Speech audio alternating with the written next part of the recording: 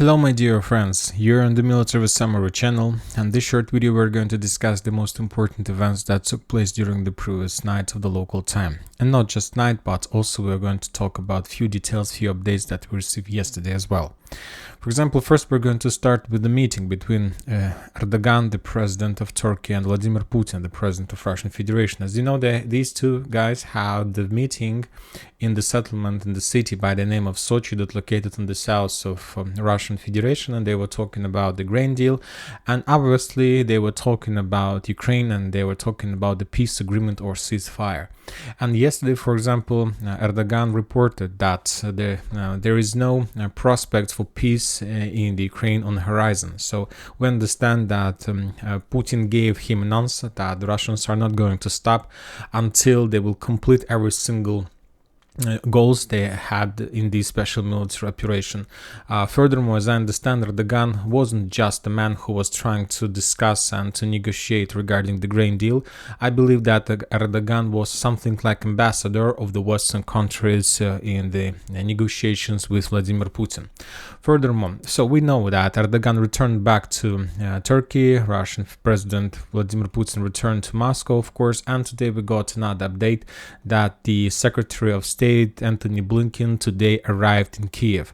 As I understand, as soon as Erdogan returned back home, of course, he provided every necessary information to the United States of America, and basically he reported everything he got from Putin regarding Ukraine, regarding the situation, and regarding possible peace agreements. And based one more time on the words that we got from Erdogan, that there is no peace on horizon, there is no talks about this. I believe that Anthony Blinken brought very bad news, piece of news for the president of Ukraine, and today he will told him everything, and as I understand, he would tell him that the Russians are going to continue the special military operation. They need you, and you need to be prepared for a very difficult winter and a very difficult autumn and winter military campaign.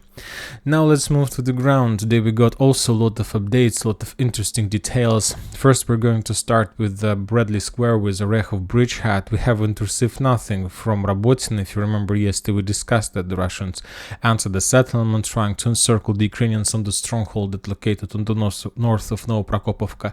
Yet we haven't received any details about that.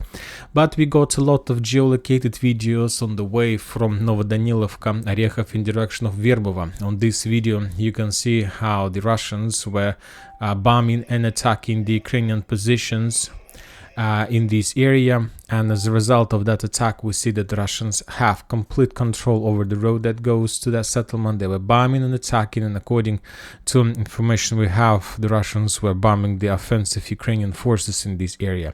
Also, I have updated the map because the Russians were bombing the road and the road on the south, so that means that these two lines in the direction of Verbova are in the gray zone.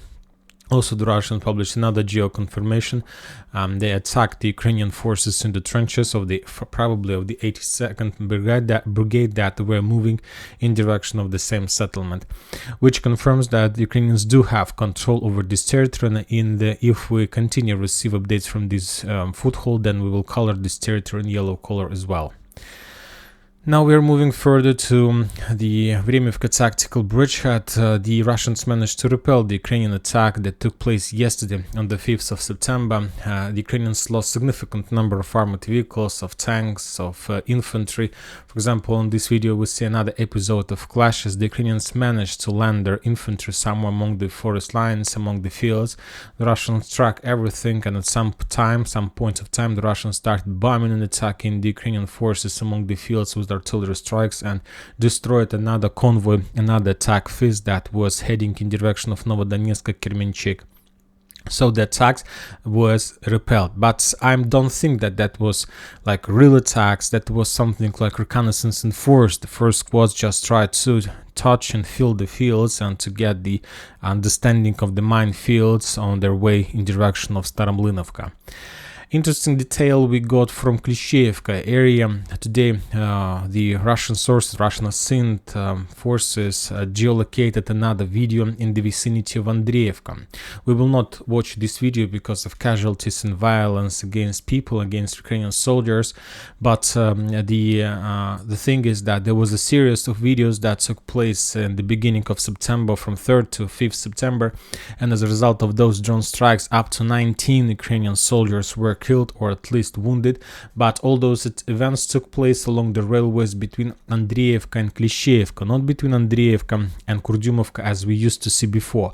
This is the new videos, and as I understand, according and based on those videos, the Ukrainians managed to develop their foothold on the northern flank of Andriivka as well, and currently the Ukrainians controls this territory also, or at least we have geolocations of that. So before the next video we will update the map and we will show that this territory is also under Ukraine control. And based on this situation, we see that Ukrainians managed to capture or got Andriivka into the Pincers, yet they haven't managed to cross the railways, and there are no Ukrainians on the Russian side of the railways. But as I understand, this is the next step. First they need to currently they have already established some control over the Russian positions, over supply roads that goes in direction of Andriivka. A few days more, if the Ukrainians can hold these territories, they will of course capture Andriivka, and after that they will continue offensive operation in direction of Odradovka. So this is the situation in the vicinity of Andriivka. Also, the Ukrainians published another HIMARS strike against a very cheap D-30, probably howitzer or Mstab-B.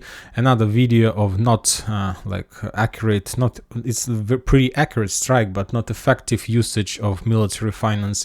When using one HIMARS missiles, the Ukrainians are forced to destroy a very cheap howitzer, Russian howitzer. The difference in costs are maybe 100 multiple times difference.